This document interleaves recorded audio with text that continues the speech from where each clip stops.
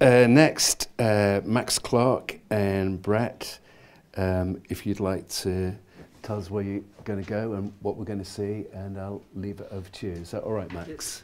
Thank you very much for coming. Thank you. Centres Against Sexual Assault in Australia quite impressed Bob when he met me about just how organised we are. So I thought I'd give a very quick history and as to why and how we got to making this documentary. Some 35 years ago, the police surgeon wondered why he was doing a forensic medical in a police cell. And so he managed to get to a hospital, and then he said, this person needs some counselling. I think there's some trauma happening. So 35 years ago, Centres Against Sexual Assault as such started. Australia's incredibly vast and the services vary incredibly from state to state. In Queensland, if you're a woman or a child, you're entitled to free counselling. So men had better get in before they're 18 or they have to pay for it. In Victoria, we're very lucky that the 16 managers meet monthly. They set a set of policies and guidelines as to how Centres Against Sexual Assault are going to work.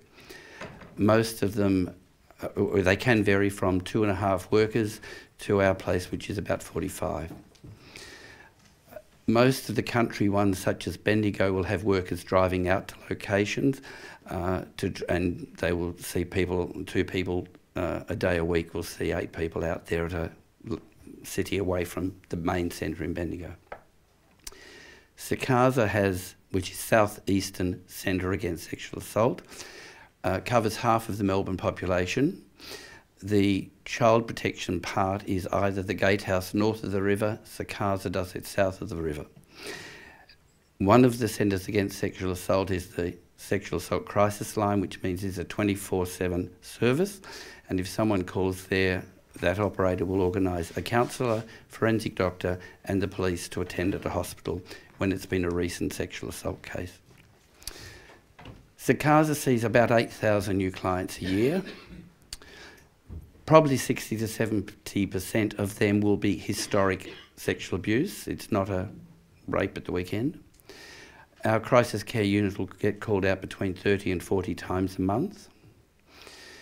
Of the 8,000, about 20% will be males coming to see us. So 4 of the CASAs actually employ males. And in our case, women are told they are seeing a woman and a man is said, do you want to see a man or a woman? And unfortunately, I still only get about 10 to 15% of the men who want to come and talk to men. We have a huge website which gets over 30,000 new hits a month. secasa.com.au, and I've got flyers that should have put on the front table, shouldn't I? And we have asked people all around the world, can we quote you, can we refer to you, etc. And that was when Mike Lew said, well, I was out in Australia in '86, hadn't I better come back again, will you do something? And my boss, who's very dynamic in some ways, decided, Max, what can you do about this? So we said to Mike, what about coming back out and conducting a Victims No Longer retreat for men? So this year will be our 5th, and as you can see, I've got incredibly attached to those men. After the first one, the email tree sort of happened a bit, and then as it went on, that email tree became stronger and stronger in the men supporting each other. They had to have the list before they left the retreat site. And Mike has been quoting around the world and other places, these men support each other, they can put out a fear, they can get a reaction. One of the men put out, oh, I'm a bit lonely, anyone can talk to me. And I think it was about 12:15. Within 12 minutes, he had 3 phone calls. So we know that often they don't sleep, we know they have high unemployment, all sorts of things, but they're contact and support. So Mike then, in driving him back to Melbourne, said, you really ought to make a DVD about this. You've got to show what is happening. How do the men get together? How do they support each other? And those of us who've worked in the area for a long time, it's breaking the isolation, it's being heard, it's being believed, and it's then trying to get other men to come forward and understand support. So fortunately, we had a boss who said, well, I'll put 25,000 to it and find some funding. She paid over 60,000, and we now have a 31 minute back on track. The director I found at another place where they were doing a Beyond Words, which was using art therapy in sexual assault work. And there's the DAX collection, which is 12,000 artworks and stuff. There's a particular childhood art. Nina, fortunately, took on board what was happening, and whilst she had a vague plan for what the doco might do, she took 3 men into her editing suite along with the boss. The men drove it. So it's not a professional, it's not the director working this out, it is the men. Which is why at our launch we had all the men up the front, and today I have 2 men with me, both Brett and Dave. Brett is one of the main speakers on the film. So we found last time, and I hope this time it will create a lot of interest and we can have questions and answers. We will try to explain as best we can. As I've warned the men, you can take any question, you don't have to answer anything.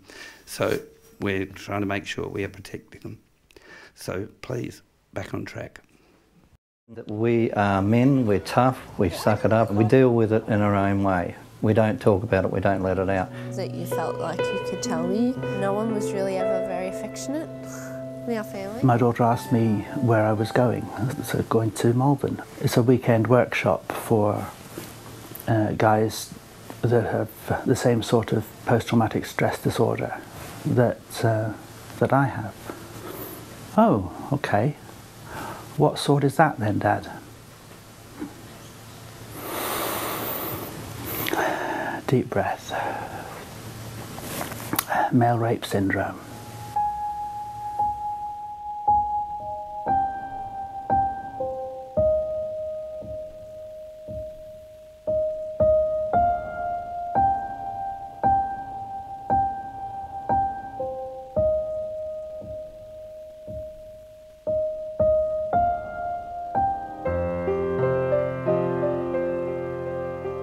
Working with men, I hear repeatedly, I'm so alone, it doesn't happen to anybody else.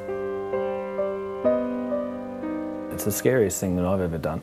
Probably it means the most to me because it's my life, you know, it's trying to recover from a fucked life before to a decent life, hopefully, you know, getting better and better each day. It opens up some wounds, yeah, and you go through some pretty torrid times. But you learn the skills to be able to deal with it.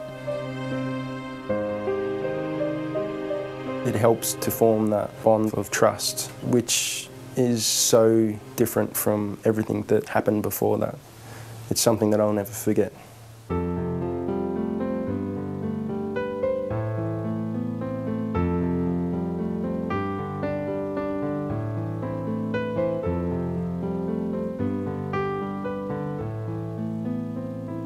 I have always known that there were things that I knew and had experienced as a 9-year-old that no 9-year-old should ever have to experience.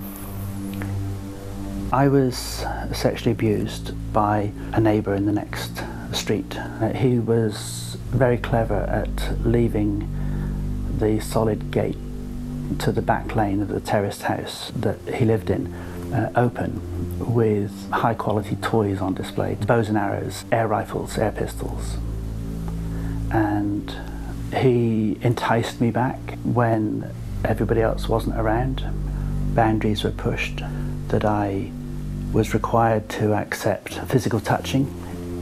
Things progressed to the point of us both being naked, of him getting me into his bed, and full-on penetration of me by him. So I was given privilege and status and affection that I paid for with my body.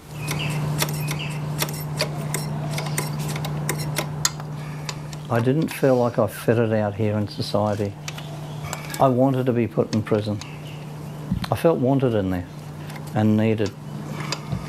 I was damaged goods. I just felt nobody wanted me, nobody needed me. I was worthless.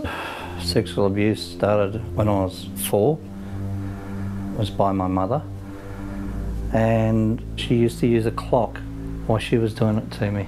She made me look at this clock and tell the time, and I did turn around and see what the heck she was doing one day, and she was kneeling there and she was doing herself as well as doing me.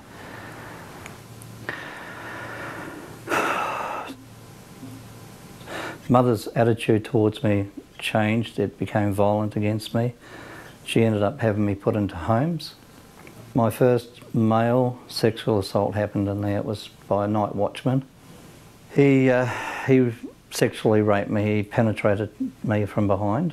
It happened every second night.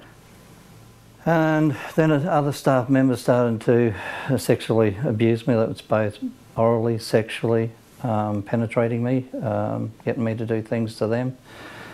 Every time I went back to my mother, she would still have sex with me.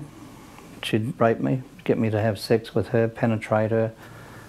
And it wasn't until I was 16 when that stopped in the homes. But, you know, after I got out of the homes, I did try to commit suicide. I jumped off a building, I slit my wrists, I took an overdose.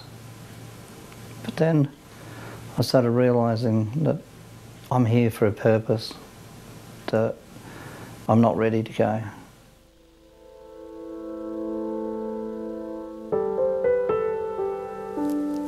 Hi, Sharon.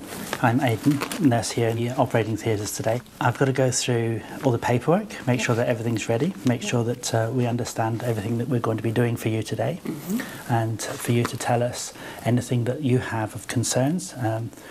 The burden that I have carried on a day in, day out basis, that at some point in the future there was more than a significant chance that I would turn into a monster. Okay, great stuff. Most people really look forward to fatherhood, but for me it was something that I feared, absolutely dreaded it.